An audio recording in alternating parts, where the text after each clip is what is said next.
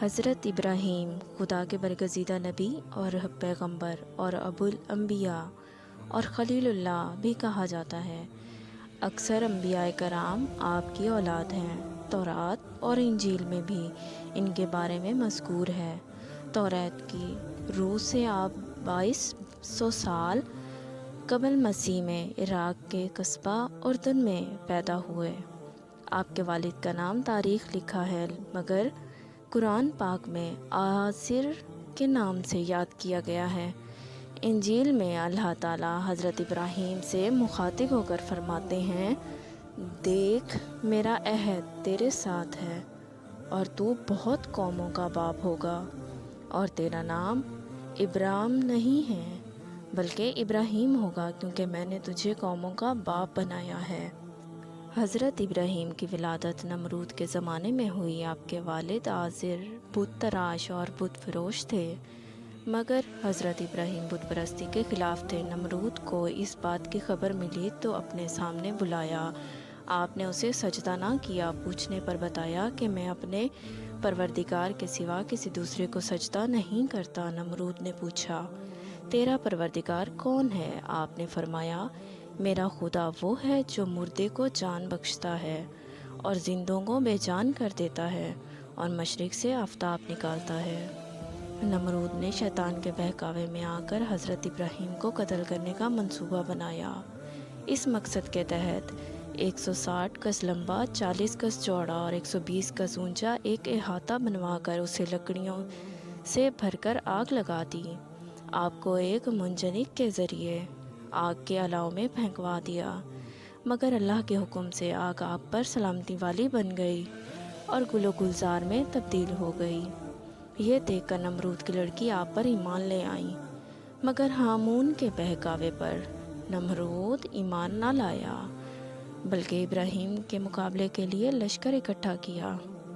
آپ نے دعا کی اور اللہ نے مچھروں کا لشکر بھیجا، جس نے نمرود کے سپاہیوں کا گوشت پوست تک کھا لیا، یہاں تک کہ ایک مچھر نمرود کے دماغ میں جا بیٹھا اور اس کا مغز کھانا شروع کر دیا۔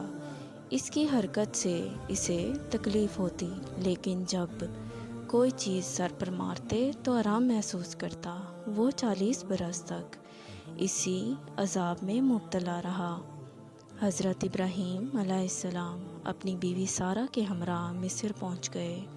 وہاں مصر کے بادشاہ فرعون نے حضرت سارہ پر دست درازی کرنے کی 3 بار کوشش کی، مگر ہر بار آنکھیں اندھی ہو گئیں۔ چنانچہ اس نے توبہ کر کے اسے ایک کنیز ہاجرہ عطا کی۔ حضرت ابراہیم اپنی بیوی سارہ اور کنیز ہاجرہ کے ہمراہ فلسطین سے ہوتے ہوئے شام پہنچ گئے۔ وہاں حضرت ابراہیم نے لوگوں کو شریعت سکھائی۔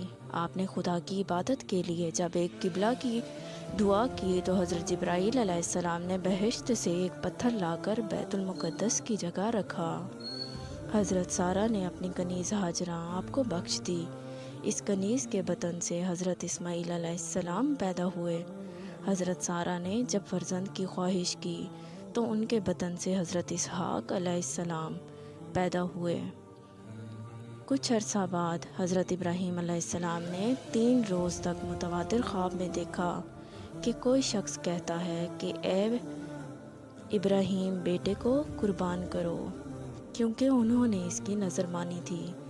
اس طرح حضرت ابراہیم علیہ السلام نے اپنے فرزند کو خدا کی راہ میں قربان کرنے کی کوشش کی، مگر جب حلق پر چھری پھیرنا چاہتے تھے تو حکم ربانی ہوا کہ اے ابراہیم، تو نے اپنا خواب سچا کر دیا، اب اس کے عوض ایک مینڈا ذبح کرو۔ چنانچہ آپ نے ایک مینڈا ذبح کیا، جس کے بعد قربانی کی رسم کا آغاز ہوا۔ حضرت ابراہیم علیہ السلام کو جب تعمیر کعبہ کا حکم ہوا تو آپ نے حضرت اسماعیل علیہ السلام کے ہمراہ خانہ کعبہ کی تعمیر کی۔ حضرت سارہ کی وفات کے بعد آپ نے ایک کنانی عورت سے نکاح کیا، جس کے وطن سے 6 لڑکے پیدا ہوئے۔ آپ نے 200 سال کی عمر پائی۔ آپ کو قدس خلیل بیرون میں دفن کیا گیا۔ امید کرتی ہوں آپ کو ویڈیو پسند آئی ہوگی۔ اگر آپ چینل پر نئے ہیں تو ضرور سبسکرائب کیجیے گا اور اپنی دعاؤں میں یاد رکھیے گا۔ اللہ حافظ۔